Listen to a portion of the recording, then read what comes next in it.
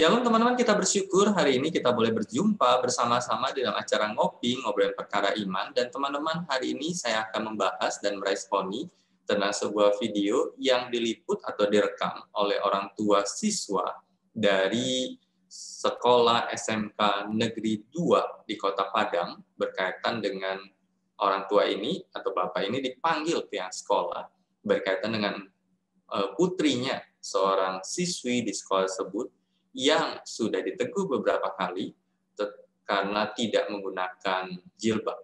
Padahal siswi ini adalah seorang yang beragama Kristen. Tetapi di sekolah itu memberikan sebuah peraturan berkaitan dengan para siswi itu menggunakan jilbab. Dan kita akan saksikan videonya berkaitan dengan diskusi atau obrolan dari orang tua dengan pihak sekolah. Karena ada temannya sekali Pak, di SMA 10 dari SMP 1 tidak pakai, coba tuh Bengki Sergaluku sama-sama kelas 1 sampai sekarang. Nah terus Pak, tunggu satu lagi, itu satu pertanyaan saya sama Bapak, apakah ini hanya himbauan atau kewajiban? Baik. Ya, itu ya.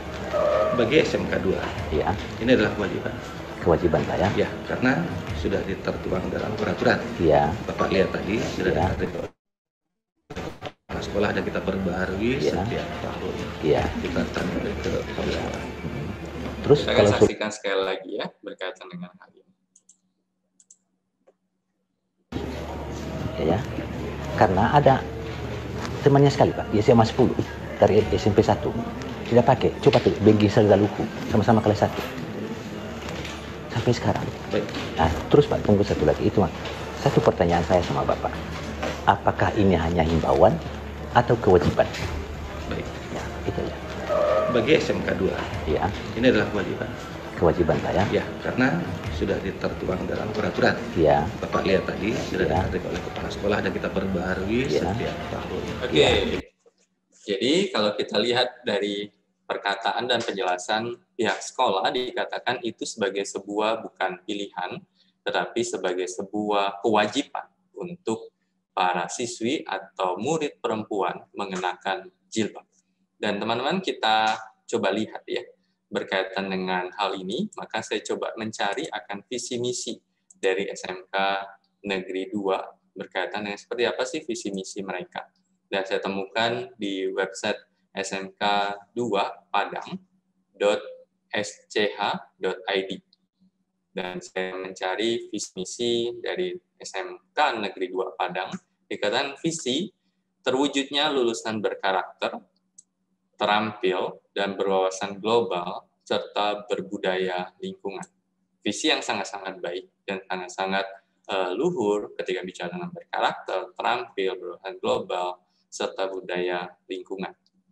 Kemudian misinya, merancang strategi pembelajaran yang berorientasi pendidikan, karakter bangsa, adat, dan agama, serta menetapkan pola kehidupan yang agamis. Memang dikatakan di sini tidak dijelaskan agama dan menerapkan pola kehidupan agamis itu seperti apa. Apakah seperti yang dimaksudkan oleh pihak sekolah, sang bapak yang menjelaskan bahwa mengenakan jilbab itu sebuah kewajiban, dan itu merupakan menerapkan pola kehidupan agamis. Kemudian dikatakan hasil tenaga kerja profesional, yaitu memang seperti itu ya, karena mereka siap kerja, biasanya SMK. Kemudian membekali peserta didik dengan pengetahuan, keterampilan, dan teknologi berkaitan dengan tantangan global. Kemudian menciptakan lingkungan sekolah yang hijau, rindang, dan sehat untuk mendukung optimasi kegiatan belajar dan mengajar, merancang strategi pembelajaran berorientasi pada kebutuhan peserta didik untuk masuk ke dunia kerja. Dan tujuannya, terciptanya tamatan memiliki kepribadian dan berakhlak mulia. Kemudian yang lainnya sih, ketika kita lihat di sini, berkaitan dengan profesional yang mereka lakukan. Nah, teman-teman, ketika kita melihat akan hal ini dan melihat visi misi, maka bagi saya, kalau sekolah itu sekolah swasta, mungkin bisa tidak terlalu masalah. Kenapa? Karena sekolah swasta itu punya visi misi tersendiri. Sekolah swasta Kristen, sekolah swasta Muslim, seperti itu ya, punya visi misi sendiri, bahkan Buddha juga seperti itu. Mereka membuat sebuah sekolah dengan visi misi tertentu, dan kalau seorang murid mau bergabung di sekolah tersebut, mereka harus mengikuti akan aturan dari sekolah tersebut karena mereka swasta seperti ini. Tetapi negeri bagi saya cukup berbeda, dan saya coba cross check bahwa aturan ini mulai muncul di masa kapan atau mulai kapan, dan saya temukan filenya dikatakan di Kaskus seperti itu ya. Di Kaskus ini coba dikatakan bahwa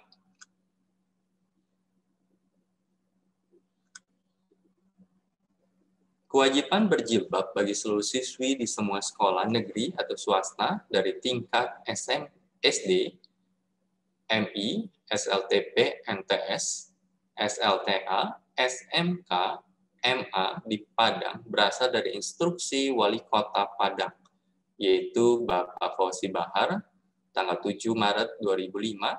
Sejak saat itu, kemudian dikatakan jilbab yang merupakan pilihan pribadi dari perempuan yang ingin memakainya atau tidak. Jilbab yang berhubungan erat dengan pemahaman pribadi seseorang terhadap agamanya. Nah, alasannya nih. Di 9 Agustus di SCTV, Wali Kota Padang, Bapak Fauzi Bahar memberikan alasan yang dikatakan bahwa pertama, kalau menggunakan jilbab, murid SD, SMP, hingga SMA terhindar dari gigitan nyamuk Aedes aegypti, yaitu menyebabkan demam berdarah dengan berbusana muslimah. Kemudian yang kedua, anak-anak gadis tidak gengsi masuk sekolah karena setelah mereka berjilbab tidak perlu malu karena tidak memakai perhiasan, baik kalung atau anting. Kemudian yang ketiga, sejak terapkannya kewajiban jilbab, wilayah Padang telah aman dari penjamretan karena perempuan telah tertutup. Dan ini menjadi 3 alasan berkaitan dengan hal itu. Jadi kalau kita melihat akan hal ini, maka ini berkaitan dengan aturan dari wali kota di Padang berkaitan dengan perempuan siswi, murid perempuan harus menggunakan jilbab. Dan teman-teman, saya bersyukur ada berita yang cukup menghibur seperti itu ya, karena dikatakan bahwa Ombudsman itu yang di Kota Padang, Ombudsman perwakilan Sumatera Barat itu menanggapi video viral adu argumen antara orang tua siswi non-muslim dan pihak SMK Negeri 2 Padang yang mewajibkan menggunakan kerudung atau jilbab. Dan mereka sudah meminta penjelasan dari pihak SMK Negeri 2 Padang. Dikatakan mereka sudah ketemu dengan kepala sekolah dan kepala sekolah telah memberikan penjelasan, dan dikatakan bahwa kita sudah melihat dan sudah disampaikan juga ada dugaan maladministrasi yang terjadi. Salah satunya adalah maladministrasi tidak melakukan diskriminatif yang dilakukan pihak sekolah melalui kebijakan atau aturan yang mereka buat. Jadi, dari pertemuan dengan pihak SMK Negeri 2, Ombudsman mendapat sejumlah informasi terkait informasi tersebut yang menyebut memang ada kebijakan di sekolah siswi perempuan harus memakai kerudung. Memang beberapa informasi yang kita peroleh memang ada kebijakan dalam berpakaian di mana setiap perempuan yang ada di sekolah harus menggunakan kerudung, padahal siswinya ada yang Islam, Nasrani, dan ada keyakinan yang lain.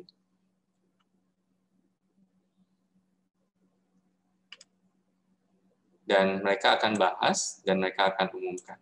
Jadi kalau kita lihat di dalam bagian ini, Ombudsman itu perwakilan di Sumatera Barat itu sudah melakukan sebuah verifikasi, dan ini bagi saya langkah yang baik seperti itu ya, yang dilakukan oleh pihak pemerintah.